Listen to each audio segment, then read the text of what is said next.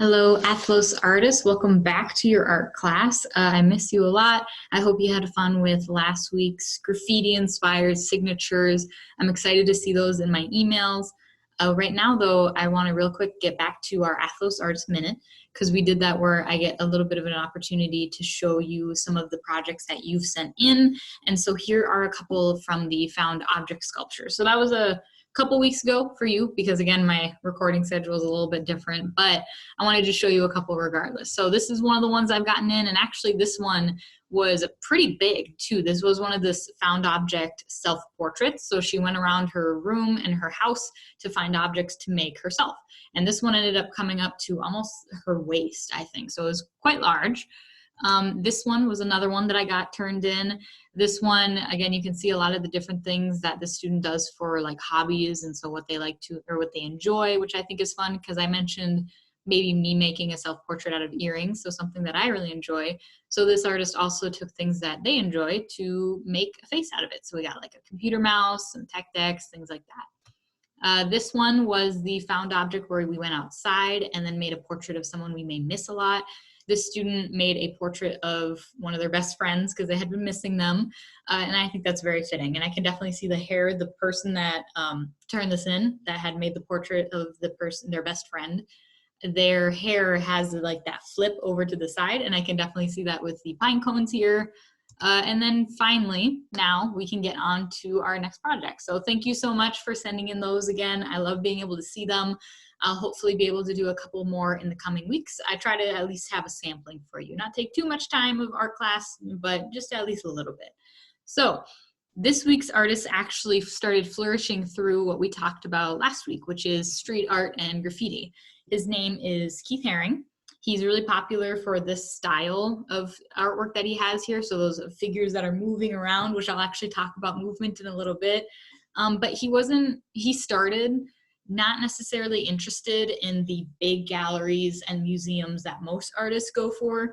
He got really plugged in with the energy of the local scene and the local community and street art and public art, things that we talked about last time.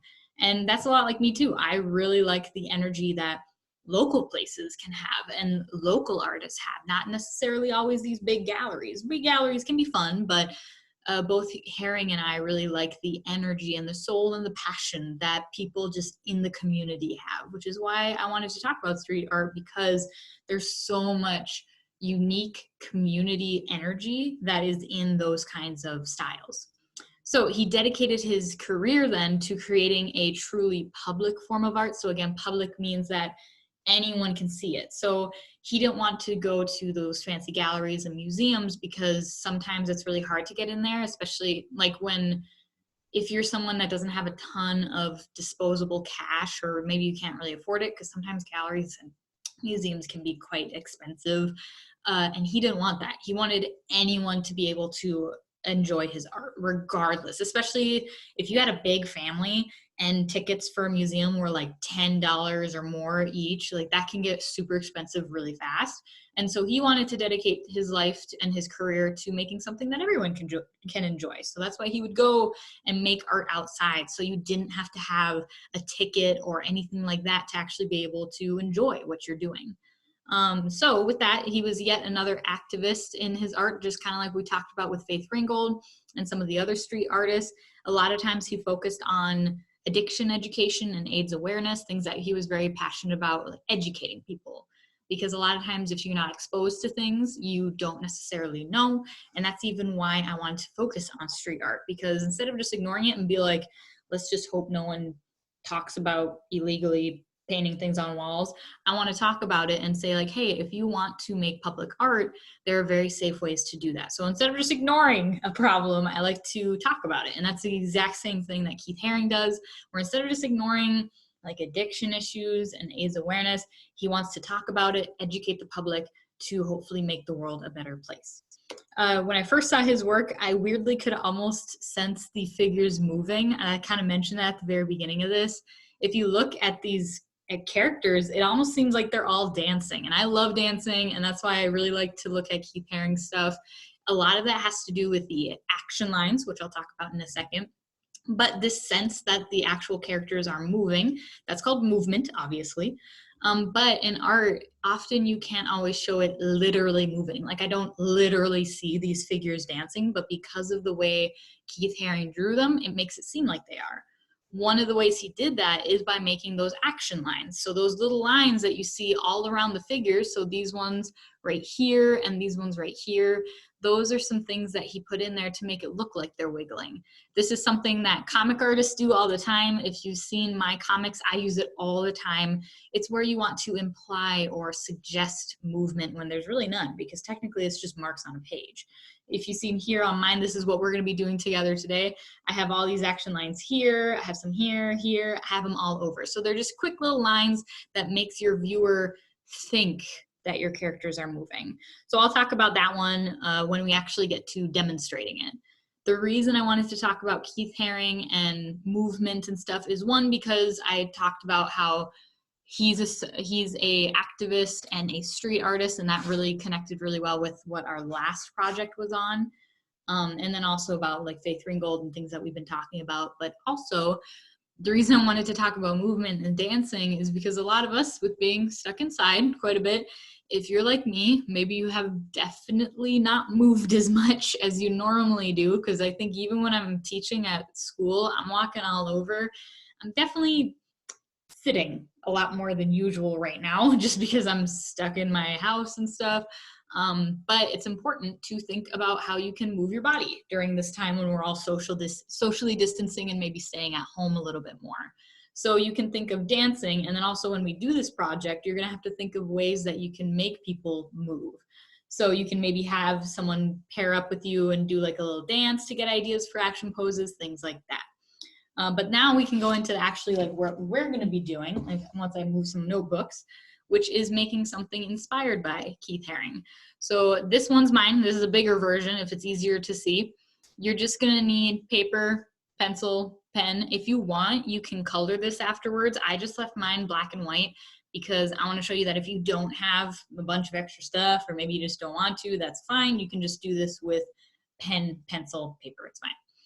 Before we get to the final version, I want to show you a trick. I have talked about this at the beginning of the year when I did a couple demos on people, but we actually start with stick figures, something like a stick figure, where I make a square for the body and then sticks for the arms, because you might be looking at this last one and being like, oh geez, that looks kind of hard. I don't know if I'm going to be able to make a whole person. Miss McCotter, what are you making me do? But I'm going to show you some tricks to where you can real easily make these people using just lines and maybe some rectangles and ovals and stuff. So first step is to actually pick someone to almost do a pose off for you, or give you a pose to draw off of. So since I'm now going to be doing the demo, I'm going to actually stop sharing the screen so you can see me a little bit bigger and this paper a little bit better. So with this Keith Haring project, first you got to find someone to make an action pose. So that's not just standing there or like T-posing, because that's not really moving. You got to think of like, okay, how am I going to make this person look like they're moving really fast? So maybe a dance pose, maybe you can do them mid-kick, maybe you could do them mid-karate chop, anything like that. Just some kind of action or movement should be happening. So it could be a parent, I don't know, your brother, sister, friend, whatever, and then have them make a stick figure of this pose. So if I had someone doing like a jumping jack, if that was my pose, I would have them maybe stay in, maybe if they were spreading their legs in like this, then you would make a stick figure off of that. So what I'm gonna do, I'm gonna draw it down here. I'm not gonna do the finished one, but I'm just gonna show you what we're gonna do today, because this is just today.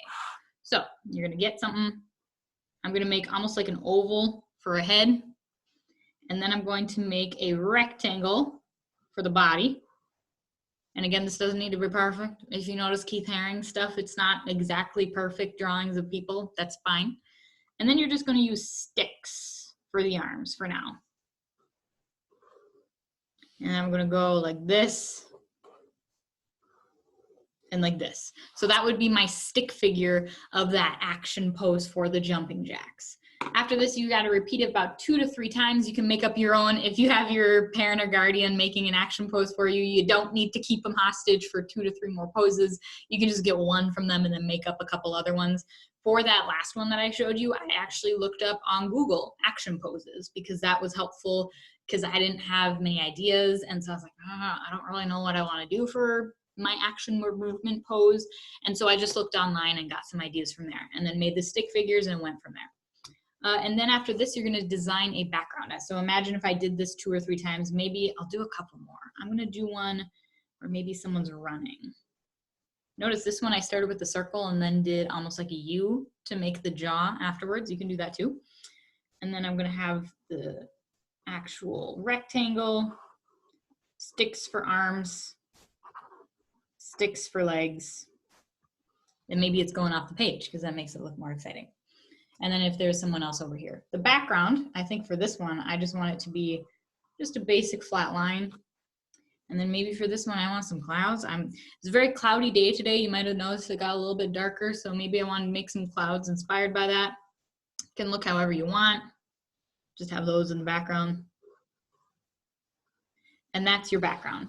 This is all you need to do today is just get a piece of paper and make your stick figures and clouds and background, and then just make sure it has action. Tomorrow, I'm going to be teaching you how you can make your actual figures look like they have mass to them and look a little bit more realistic, more like that example that I showed you previously, my finished example. But again, for today, this is all you need to do is find a partner, have them pose for you, make the stick figure of this pose, repeat a couple times, and then make a background, just so that we can stay simple.